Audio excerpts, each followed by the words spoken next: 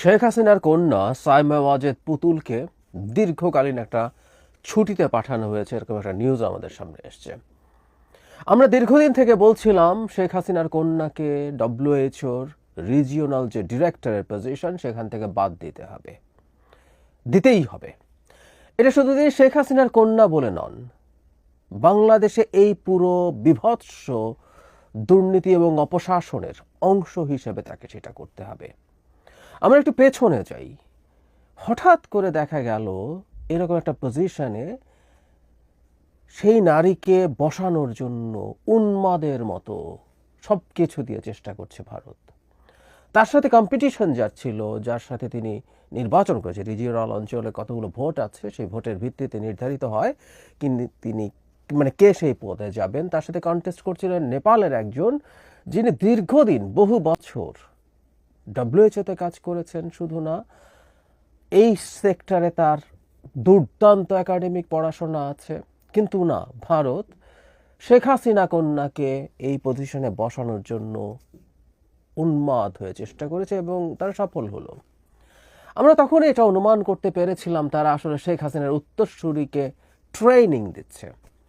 দীর্ঘদিন শেখ হাসিনা সম্ভবত চেষ্টা করেছিলেন তার পুত্রকে সেই জায়গায় বসাতে, কিন্তু আপাদমস্তক এক আহাম্মককে আসলে সেটা করে ওঠা সুযোগ হয়নি। এবং শোনা যায় তার লুটপাটে যত মনোযোগ ছিল, সে দায়িত্ব নেবে, চোরদেরও তো দায়িত্ব নেওয়ার ব্যাপার আছে, ওর মধ্যেও কিছু রেসপন্সিবিলিটি থাকে। ওই আগ্রহ বা ওই দায়িত্ববোধটুকুও তার ছিল না। তিনি টাকা তো তার কাছে বস্তা বস্তা যাচ্ছেই, সেটা নিয়ে তার জীবন স্মুথলি কাটাতে চেয়েছেন। পরবর্তীতে আমরা অনুমান করি যে শেখ হাসিনা তার কন্যাকে সেই জায়গায় এনেছেন। উত্তরাধিকার নিয়ে ঝামেলা হচ্ছিল, এটাও শোনা যায়। মোটামুটি কনফিডেন্টলি বলা যায় যে তার বোনের সাথে সেটা হচ্ছিল। যেটা হয় রাজতন্ত্রে, কে ক্ষমতায় যাবে, রাজা বা সম্রাজ্ঞী চলে গেলে সেই জায়গাকে নেবে, সেই উত্তরাধিকারের লড়াই হচ্ছিল। কিন্তু শেষ পর্যন্ত সম্ভবত শেখ হাসিনা তার কন্যাকে ঠিক করেছেন এবং তাকে ভারতে রেখে গ্রুম করতে হবে না, যেমন শেখ হাসিনাকে করেছিল। মুজিব হত্যার পর দীর্ঘদিন ভারতে থেকে তিনি গ্রুমড হয়েছেন ভারতকে দিয়ে, তারপর দেশে এসে এই দেশটাকে ছারখার করে দিয়েছেন। ঠিক একইভাবে তার কন্যাকেও 5 বছর অন্তত গ্রুম করবে শেখ হাসিনা। এবার শেষ টার্ম থাকার কথা ছিল সম্ভবত।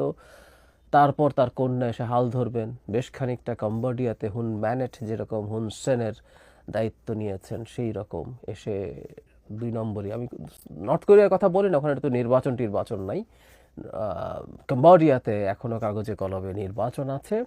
সেই নির্বাচনে হাসিনার মতো করেই ম্যানিপুলেট করে করে তারা ক্ষমতায় থাকেন। সুন্দর মতো বড় ছেলের হাতে দায়িত্ব দিয়েছেন।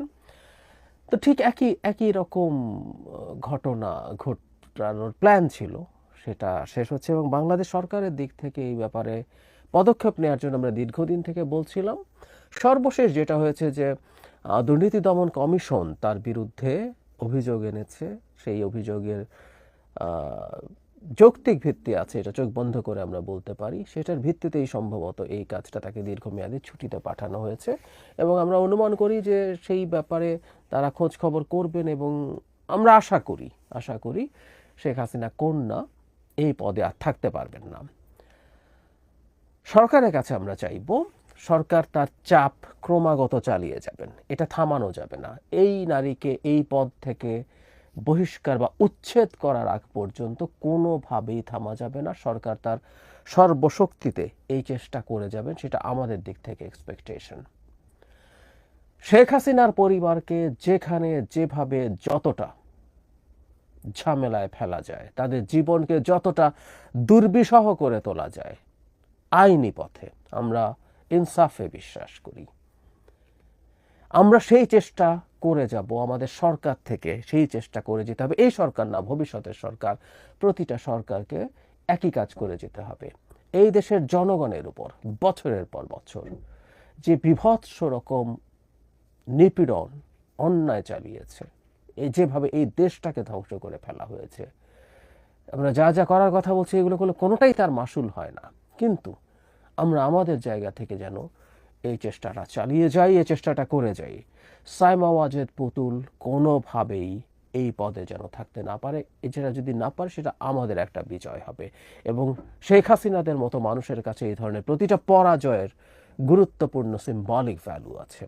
এবং এই পরাজয় শুধু শেখ হাসিনার না, এই পরাজয় ভারতেরও।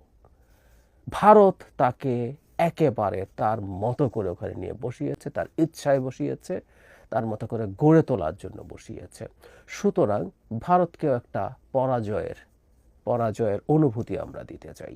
এই দেশের জনগণের ইচ্ছের বিরুদ্ধে নোংরামি, এটাকে আমি নোংরামি বলবো, ভারত যেন করার সাহস না পায়। তাদের সেটা শিক্ষা হবে কিনা জানি না, শিক্ষা হওয়ার সম্ভাবনা কম, তাদের প্রবণতা ভালো না। তারপর অন্তত আমরা শিক্ষাগুলো যেন এনশিওর করতে পারি, সেটা আমাদের খুব সিরিয়াসলি ভাবতে হবে, চেষ্টা করতে হবে।